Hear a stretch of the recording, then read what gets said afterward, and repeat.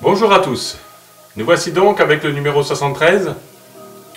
Numéro 73 qui est consacré principalement au montage, enfin à l'assemblage plutôt des pare-soleil et à la fourniture des panneaux de custode intérieurs. Donc un numéro peu conséquent en fait. Par contre, ce qu'on note toujours, c'est les bavurages vraiment très moyens des pièces, notamment sur les deux éléments qui fabriquent un pare-soleil. J'ai trouvé vraiment, encore une fois, qu'il y avait beaucoup de bavurages à faire. Mais peut-être vous dites-vous, mais qu'est-ce que c'est flou? Effectivement, j'ai eu un souci avec mon P100, mon bridge Nikon, qui est tombé, et quand je faisais des photos, ben voilà, HS. Donc il m'a fallu retrouver un matériel identique d'occasion. Finalement, j'ai retrouvé, mais je suis resté quelques jours sans bon appareil, et là j'avais un tout petit APN compact qui était vraiment pas à la hauteur. Bref, donc ça va aller mieux d'ici quelques instants. Donc, pour en revenir aux pièces, c'est un livrable très classique, hein, avec le petit miroir, des vis QM, même si on ne l'aperçoit pas forcément très bien, et des vis FP. Et il y avait aussi les tiges là, qui sont assez conformes d'ailleurs, enfin à ce qu'on peut retrouver sur la voiture originelle. Par contre, là, au niveau du montage, bon, qui est très simple, hein, il suffit de placer la petite tige métallique et faire attention qu'elle ne puisse plus sortir. Par contre, elle doit pouvoir tourner, hein, pour laisser le pare-soleil mobile. Bon, il suffit de bien l'enclencher, on n'est même pas obligé de coller.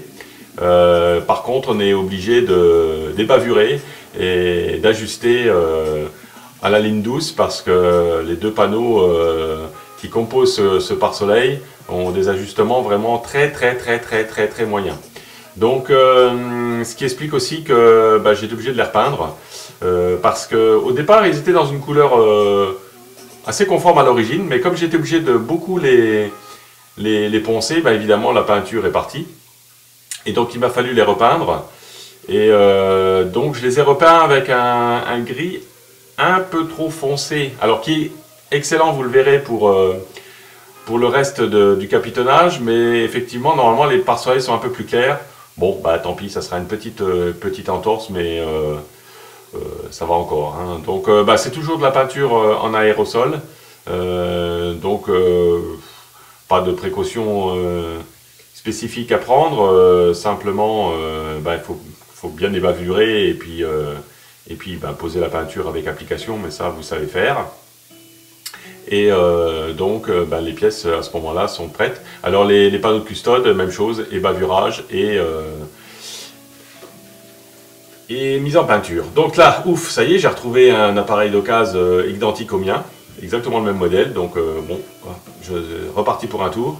Donc j'ai peint ça avec la TS81, comme vous pouvez le voir. Je suis assez content, c'est une peinture mate. De toute façon, pour mon habillage, je ne partirai pas sur des habillages tissus. Il y a des très belles choses qui ont été faites, mais moi, le résultat final, même si au niveau des finitions, tout ça, c'est très bien, moi, je trouve que le résultat ne me convient pas. Enfin, ça, c'est tout à fait une affaire de goût, hein. Donc, moi, je reste sur de la peinture. Mais ça, bon, c'est en fonction des goûts de chacun, hein. Il n'y a pas de discussion à faire à ce sujet-là. Mais, donc, je reste sur de la peinture. De toute façon, les pare-soleils, forcément, ils sont peints. Donc là, j'ai collé le miroir, hein, rien de particulier. Je vous dis, c'était un modèle, un montage très simple, parce qu'en fait, on n'a rien monté sur la voiture, il y avait tout à garder. Donc le plus, c'est un montage facile, les moins, pare-soleil mal ajusté, et j'ai cassé mon APN. Mais heureusement, j'en ai trouvé un autre sur le net, et le même. Allez, à bientôt, l'aventure continue.